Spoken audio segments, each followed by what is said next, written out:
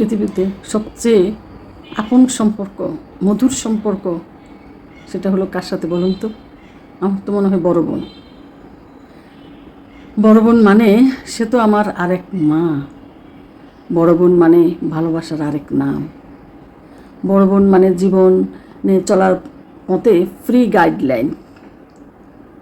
বড় বোন মানে মায়ের মতো ভালোবাসার আরেকজন।